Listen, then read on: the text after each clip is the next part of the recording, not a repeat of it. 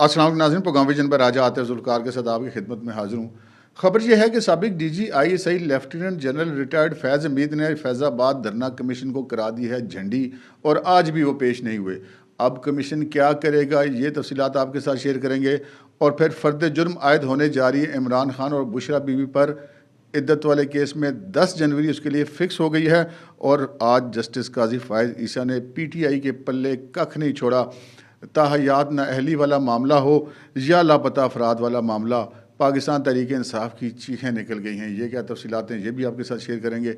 मगर इससे पहले कि अपने प्रोग्राम को आगे बढ़ाएं, आपसे गुजारिश है कि अगर अभी तक आपने हमारा चैनल सब्सक्राइब नहीं किया तो प्लीज़ कर लीजिए, साथ ही बेल आइकॉन भी दबा दीजिए ताकि जो ही हमारा प्रोग्राम अपलोड होता है तो उसका नोटिफिकेशन फौरी तौर पर आपको मौसूल हो सके। प्रोग्राम का बाकायदा आगाज़ करते हैं जी। आज फिर खबरों से भरा हुआ दिन था और धड़ाधड़ खबरें थी और अदालतें ही अदालतें थी और ख़बरें ही खबरें थी। लेकिन हमारा काम है कि आपको एक्सक्लूसिव स्टोरी भी देना, तो वो भी हमने आपके लिए रखी हुई है। तो ज़रा अदालतों के बीच में जो आज दिन भर चलता रहा वो आपको बताते हैं, क्योंकि वो आज की सारी सूरत हाल से ही असल सारा मामला उन्हीं खबरों के साथ है। सेशन कोर्ट इस्लामाबाद में आज इमरान खान और बुशरा बीबी जो हैं, उनके खिलाफ मुख्तलिफ मुकदमात जो हैं, तो वो 6 अदद मुकदमात हैं फौजदारी। उनकी समात थी, उनकी ज़मानतों के मामलात थे, जिनकी समात अब 16 जनवरी तक मुलतवी कर दी गई है। अब पता नहीं अदालतें जो हैं वो इतनी लंबी तारीखें ज़मानतों के अंदर बार बार देना हमारी समझ से तो बाहर है, लेकिन चलें जी, जज साहब को ज़्यादा बेहतर पता होगा क्योंकि सारे जजेस तकरीबन ऐसे ही कर रहे हैं। दूसरी खबर जो है वो पेशावर हाई कोर्ट के हवाले से थी। पेशावर हाई कोर्ट में इलेक्शन कमीशन ऑफ पाकिस्तान ने इंट्रा कोर्ट अपील दायर की हुई है, जिसके अंदर उन्होंने ये सदा की गई है कि जी जो उन्होंने बल्ले का निशान वापस दिया सिंगल बेंच ने, उस फैसले को उनको सुने बगैर किया गया है, तो लिहाजा उस फैसले को कालअदम करार दिया जाए और 9 तारीख को जो केस फिक्स होगा उस तारीख को फ्रीकैन को सुनने के बाद कोई फ़ैसला किया जाए। इसकी जो है वो अब फ़ैसला महफूज हुआ है। अब देखें अदालत इसमें क्या फ़ैसला करती है। लेकिन इसके साथ एक इम्पॉर्टेंट वहाँ पर प्रेस कॉन्फ्रेंस भी हुई है पेशावर में। और पेशावर में जितनी जो सियासी जमातें हैं उनके जो वकला विंग हैं उनके सदूर ने एक मुश्तरका प्रेस कॉन्फ्रेंस की है और एक इंतहाई अहम नुकता उठाया है। पहले तो उन्होंने जो बेसिकली उनका मकसद था प्रेस कॉन्फ्रेंस करने का, उनका एक बुनियादी मौक़िफ़ ये था कि जी जैसे पेशावर हाई कोर्ट ने इलेक्शन कमीशन को सुने बगैर एक ही दिन में समाअत करके एक तरफ़ा फ़ैसला दे दिया, उनका ये कहना था कि ये इंसाफ के तकाज़ों के मुनाफी है, आइन की रूह के ख़िलाफ़ है। एक तो ये उनका बुनियादी बात थी। दूसरा उन्होंने एक बड़ा इंपॉर्टेंट पॉइंट उठाया। उन्होंने कहा जी एक पेशावर हाई कोर्ट फ़ैसला देती है, एक लाहौर हाई कोर्ट फ़ैसला देती है, और इनका जो भी फ़ैसला है अगर वो पूरे मुल्क से मुतल्लिक़ है तो ये दोनों अदालतों के फ़ैसले अगर एक दूसरे के ख़िलाफ़ आ गए तो फिर क्या होगा, एक नया बहरान खड़ा हो जाएगा। तो इसका मतलब ये है कि ये मामला जो है वो इनको अपने तौर पर इस तरह नहीं करना चाहिए। ये उनका एक मुतालबा था और उनकी एक पॉइंट था जो हमने कहा आपके साथ वो भी शेयर करते चलें। इससे जो अगली खबर है वो भी पेशावर हाई कोर्ट के हवाले से है, लेकिन केस सुप्रीम कोर्ट में था, क्योंकि पेशावर हाई कोर्ट ने एक रिटर्निंग अफसर हैं हल्का PK 91 के, उनको जो है वो मुअत्तल कर दिया था। और वो आज जब ये केस पहुंचा जस्टिस काजी फ़ाइज़ा के पास तो वो बड़े बरहम हुए। उन्होंने कहा कि ऐसा लगता है कि आप लोग चाह रहे हैं कि इलेक्शन रुक जाएं, और उन्होंने कहा कि मुझे ऐसा लग रहा है कि ऐसे हथकंडे इस्तेमाल हो रहे हैं कि इलेक्शन रोके जा सकें। तो बहरहाल उन्होंने जो है वो PK 91 के रिटर्निंग अफसर की जो को मुअत्तल करने का फ़ैसला था वो कालअदम करार दे दिया है, और जो रिटर्निंग अफसर थे उनको बहाल कर दिया है। जो चौथी खबर है वो भी बुशरा बीबी और इमरान खान के हवाले से, जो आपने थंबनेल के अंदर भी देखी कि इमरान खान और बुशरा बीबी के ख़िलाफ़ उसको, चूँकि आम लोग उसको इद्दत वाला केस समझ कहते हैं कि जी इद्दत की मुद्दत पूरी ना होने वाला केस, लेकिन दरअसल वो केस अब आगे बढ़ चुका है उससे, क्योंकि सिर्फ उसमें अब निकाह वाला मामला नहीं रहा बल्कि उस लतीफ़ के बयान के बाद ये हदूद वाला मामला भी हो गया है। तो उसके अंदर आज समाअत हुई सेंट्रल जेल अडयाला के अंदर, और वहीं पर इमरान खान और बुशरा बीबी पेश हुए जेल में। और वहाँ पर जो है जो कुदरतुल्लाह जो साहब जो जज हैं सिविल जज इस्लामाबाद के, वो अडयाला जेल में गए थे। वहाँ पर आज जो इनके वकला हैं इमरान खान और बुशरा बीबी के, इनके को तमाम मुकदमे की जितनी जो नकूल थी वो आज फराहम कर दी गई हैं। और तरीक़ाकार ये होता है कि जब नकूल मिल जाती है मुकदमे की तमाम तर, यानी कि क्या केस चलना है, क्या फ़र्द जुर्म आयद होनी है, वो तमाम डिटेल्स जो हैं वो सफाई के वकला को मिल जाती हैं। तो जब ये नकूल फ़राहम कर दी जाती हैं तो जो उससे अगली तारीख होती है उस पर फिर फ़र्द जुर्म आयद की जाती है। तो अदालत ने इमरान खान और बुशरा बीबी के ख़िलाफ़ जो इद्दत वाला केस है या हदूद वाला केस है, उसमें फ़र्द जुर्म आयद करने के लिए 10 जनवरी की तारीख़ अब मुकर्रर कर दिया। 10 जनवरी को इनके ख़िलाफ़ फ़र्द जुर्म आयद की जाएगी। अगर हो गई 10 जनवरी को फ़र्द जुर्म आयद, तो उसके बाद फिर अगर इन्होंने फ़र्द सेहत जुर्म से इनकार कर दिया, जो कि ज़ाहिर ऐसा लगता है कि यकीनन ये करेंगे, तो उसके बाद फिर जो है वो गवाहान को मज़ीद तलब किया जाएगा और मज़ीद इसकी कार्रवाई ट्रायल प्रॉपर एक शुरू हो जाएगा। और फिर उसके बाद कोई ज़्यादा टाइम नहीं लगता कि इसका फ़ैसला होने में, क्योंकि इसमें इतने ज़्यादा कोई गवाहान हैं नहीं। अच्छा, इससे अगली खबर की तरफ बढ़ते हैं जनाब। आज वो केस लगा हुआ था जिसकी तरफ पूरे पाकिस्तान की नज़रें थी सुप्रीम कोर्ट के अंदर, और सुप्रीम कोर्ट ने आज ये जो दोनों मुकदमात हैं, एक नाअहली वाला और एक जबरी गुमशुदगियों वाला, इन दोनों की लाइव समाअत की। पूरे पाकिस्तान ने लाइव देखा। जो नाअहली वाला केस है उसमें तो आप ये समझ लें कि वो तकरीबन ख़त्म हुई कि हुई, क्योंकि आज जब उसकी समाअत हुई तो जो अटॉर्नी जनरल ऑफ पाकिस्तान है उन्होंने भी, और जो चारों सूबों के एडवोकेट जनरल्स हैं उन्होंने भी सुप्रीम कोर्ट के अंदर पेश होकर ताहयात नाअहली की मुखालफत कर दी है। यानी कि वफाकी हुकूमत भी और चारों सूबाई हुकूमत भी इस बात पर मुत्तफ़िक हैं कि जो ताहयात नाअहली किसी भी शख्स की जाना ये बुनियादी इंसानी हकूक़ के ख़िलाफ़ है और ये एक ज़्यादती के मुतरादिफ़ है। वहाँ पर जज साहिबान ने भी ऐसे रिमार्क्स दिए कि यार कत्ल और दहशतगर्दी में भी अगर नाअहली होती है तो वो उसकी भी एक मुद्दत है, तो ये किसी ऐसे मामले में 62-63 में तो ताहयात नाअहली तो मतलब कोई तुक ही नहीं बनती। और मतलब इवन जो कायदे-आज़म के हवाले से बात की चीफ जस्टिस ने, उन्होंने कहा कि यार ये जो हमारी 62-63 की मौजूदा शिकों की सूरत हाल है, इसमें तो अगर कायदे-आज़म होते तो वो भी नाअहल हो जाते। और फिर उन्होंने एक और बड़ी बात की जो बड़ी इंपॉर्टेंट थी, और वो ये थी कि जो सादिक और अमीन का लफ्ज़ इस्तेमाल किया था जस्टिस साकिब निसार ने, इमरान खान को सादिक और अमीन करार दिया था, उस पे तनकीद की जस्टिस काज़ी फ़ाइज़ ने। उन्होंने कहा कि एक मुसलमान जो है वो आखिरी नबी सल्लल्लाहु अलैहि वसल्लम के सिवा किसी के लिए सादिक और अमीन के अल्फाज इस्तेमाल कर ही नहीं सकता। अब उन्होंने इस केस की समाअत जो है 4 जनवरी तक मुलतवी कर दी है, और इसके साथ ही जो 62(1)(f) के तहत नाअहली वाला मामला है उसमें सीनियर वकील फैसल सिद्दीकी, अजीज़ भंडारी और रीमा उमर जो जर्नलिस्ट हैं उनको अदालती मावन मुकर्रर कर दिया। अब 4 जनवरी को ये हज़रात, खातून और हज़रात भी अदालती मावनत के लिए अदालत के अंदर पेश होंगे। इसी अदालत के अंदर जो जबरी गुमशुदगियों वाला केस था, अच्छा जबरी गुमशुदगियों वाला केस जो है ना, बुनियादी तौर पे तो ये केस कुछ हो रहा है। जैसे ये बलोच हैं वो क्लेम करते हैं कि जी हमारे बंदे लापता हैं, और भी मुल्क के मुख्तलिफ हिस्सों से एक बाकायदा उनकी एक ऑर्गेनाइजेशन भी मौजूद है जो लापता अफराद के लिए, लापता अफराद के लिए एक कमीशन भी बना हुआ है जस्टिस रिटायर्ड जावेद इकबाल की सरबराही में। तो उस केस को आज पाकिस्तान तहरीक इंसाफ ने अपनी सियासत के लिए इस्तेमाल करने की कोशिश की, लेकिन काजी फ़ाइज़ ने क्या, नहीं काका ये नहीं हो सकता। उन्होंने निकाल दिए कड़ाके आगे से, और कड़ाके निकाल दिए पूरी तहरीक इंसाफ के। अच्छा, पिछली वाली खबर में भी तहरीक इंसाफ की बड़ी चीखें निकली जब ये नाअहली वाला मामला चल रहा था। इधर जूं जूं केस की समाअत होती तो ट्विटर पे एक मातम बरपा था, अब नवाज शरीफ अहल हो जाएगा, अब ये नवाज शरीफ को फ़ायदा दिया जा रहा। ओ भाई, इमरान खान को भी फ़ायदा होगा, उसकी तो 2 4 6 नाअहलियाँ पक्की हैं इस वक्त, जो मुकदमे उसके खिलाफ चल रहे हैं। तो उनमें तो फिर वो अगर ये ना ताहयात नाअहली रही तो फिर इमरान खान साहब तो फारग हो जाएंगे।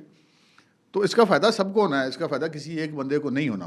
तो बहरहाल नाअहली की भी मुद्दत ज़रूर होनी चाहिए। उम्र कैद की भी बाकायदा हमारे कानून में मुद्दत है यार, 25 साल उम्र कैद होगी। उम्र कैद का मतलब ये नहीं होता कि बंदा जब तक मरता है उस वक्त तक जेल में ही रहे, ऐसा नहीं हो सकता। तो ये फिर कैसे मुमकिन है, जब तक बंदा मर ना जाए उस वक्त तक वो नाअहल रहेगा? तो ये बुनियादी तौर पर लॉजिक के ख़िलाफ़ बात है। लेकिन ये बात उनको चूँकि नवाज शरीफ नज़र आ रहा है इलेक्शन के अंदर, तो वो एक चीखें आप जितने जिसे कहते हैं ना ज़ाहिर और मतलब बातनी और खुफिया किस्म के यूथिये थे, उनका आज रोना धोना जो ना, वो जो जहान की जस्टिस काजी फ़ाइज़ साहब के ऊपर आज चढ़ाई की गई थी, और जहनी मरीज़ और पता नहीं क्या क्या कुछ कहा जा रहा था। लेकिन सच्ची बात है कि उन लोगों की चीखें देख के लग रहा था कि भाई साहब अब उनको सीधे सीधी जो है ना वो नज़र आ रहा है कि जनाब नवाज शरीफ अब अहल हो जाएगा, और जबरी गुमशुदगी वाला मामला भी सियासी वो इस्तेमाल नहीं कर सके। मैं आपको आगे उसकी तफसील भी बताता हूँ। तो वो जो चीज़ें हैं पाकिस्तान तहरीक इंसाफ की, वो हमें पूरी पूरी नज़र आई। क्या उनकी पार्टी की, क्या उनकी पार्टी के हमदर्दों की, क्या वो जाली जो साफ़ी बने हुए उनके, जो बज़ैर कहते हैं जी हम साफ़ी हैं लेकिन हैं नहीं, जो उनके यूट्यूबर्स हैं, मतलब एक एक हर मिनट के बाद उनकी एक एक ट्वीट आती है, रोना धोना पिटना चीखना चिल्लाना, पता नहीं क्या क्या ड्रामेबाजी चल रही थी। अच्छा जी, जबरी गुमशुदगी वाला केस जो हुआ उसमें आज पेश हुए जनाब एतजाज़ हसन जो पटिशनर थे, उनके तरफ से शुएब शाहीन एडवोकेट। शुएब शाहीन साहब वही वकील हैं जो इस वक्त पाकिस्तान तहरीक इंसाफ की आपको मुख्तलिफ जगहों पे तर्जुमानी भी करते हुए दिखाई देते हैं, और हाई कोर्ट बार के साबिक सदर भी हैं। अच्छा, दिलचस्प बात यह है कि शोएब शाहीन साहब जो हैं वो ये जो है ना सर्विस मैटर्स इनके बड़े अच्छे वकील हैं, इसमें कोई शक की बात नहीं है। लेकिन जब से वो सियासत में पड़े, एक तो वो सर्विस मैटर्स के जितने वकील हैं ना, वो केस हैं उनको वो भूल गए हुए हैं, और जिन लोगों से उन्होंने भारी फीसें ले रखी हैं, मेरे ज़ाती इल्म में भी ऐसे केस हैं कि वो अब रोते फिर रहे हैं कि जनाब ये फीसें हमसे ले लिए, 2-2 3-3 साल हो गए हमारे केस लटक रहे हैं, शोएब शाहीन साहब पेश ही नहीं होते अदालत में जाके, तो केस कौन लड़ेगा। तो शोएब शाहीन साहब को अब भाई, आप सियासत आपका हक है, आप ज़रूर करें, लेकिन जो आपको प्रोफेशन है, उन जिनसे आपने फीसें ली हैं उनके लिए तो आप जाके कम से कम ज़रूर अदालतों में पेश हो जाएँ। अच्छा, उनके लिए उनके पास टाइम नहीं है, लेकिन सियासत के लिए है। अब सियासत के लिए टाइम तो है, लेकिन हैं ये बुनियादी तौर पे सर्विस मैटर्स के वकील। आगे जो अदालतों में मामला चला जाता है आइनी और कानूनी, वहाँ पे वो फिर उतनी उनकी प्रैक्टिस नहीं है उन चीज़ों में, तो वो फंस जाते हैं, और आज वो फंस गए। और फंस किसके आगे के, काजी फाइज साहब जैसे चीफ जस्टिस के आगे। वहाँ पे जनाब जब ये केस की समाअत हुई, तो मैं ये आपको मुख्तसर से बता देता हूँ, वैसे तो आप सुन चुके होंगे कि वहाँ पे जनाब उन्होंने इसको रंग देने की कोशिश की। देखें जी, वो सदाकत अब्बासी और फ़र्रुख हबीब और उस्मान डार, वो देखें लापता किए गए और कोई पूछने वाली नहीं इनको। तो जस्टिस काजी फाइज साहब ने कहा कि जी आप तो ये लोग अब खुद आ चुके हैं, रिहा हो चुके हैं। उनका वो खुद क्यों नहीं आते अदालत में, आके बताएं ना कि हमें किसने उठाया था। अच्छा, उन्होंने कहा जी वो इमरान रियाज के बारे में भी, इमरान रियाज को भी उठाया गया। तो उन्होंने कहा जी इमरान रियाज कौन है। अच्छा, इस पर बड़ा रौला मचा कि जी ये कैसे हो सकता है कि चीफ जस्टिस को ना पता हो इमरान रियाज कौन है। जनाब अली, ये अदालत का एक तरीकाकार होता है। अब एक फ़र्ज़ करें, एक ज़मानत का केस है ना, मुलज़िम सामने भी बैठा हुआ है और वो दुनिया का सबसे मशहूर आदमी भी हो, तो ये अदालत का एक तरीकाकार है। वो कहते हैं हाँ भाई कौन है, फ़र्ज़ करें इमरान खान है, तो वो कहेंगे हाँ भाई कौन है इमरान खान।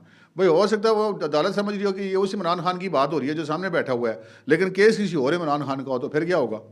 तो सिचुएशन क्लियर होनी चाहिए ना, इमरान रियाज भी के नाम के भी कितने लोग होंगे। तो लेकिन इसको भी उन्होंने वो एक मतलब स्टंट बनाने की कोशिश की, और इमरान रियाज का नहीं पता, अरशद शरीफ की जनाब को भी ये नहीं जानते होंगे। अरशद शरीफ की बात तो पीटीआई बिल को करनी ही नहीं चाहिए। अरशद शरीफ कीनिया में मारा गया, आज तक पाकिस्तान तहरीक इंसाफ के इधर मतलब गोलों के गोल वकील फिर रहे होते हैं। उसकी वालदा को एक वकील नहीं दिया पाकिस्तान तहरीक इंसाफ ने, लाश उसकी बेचने के लिए सारे तैयार हैं।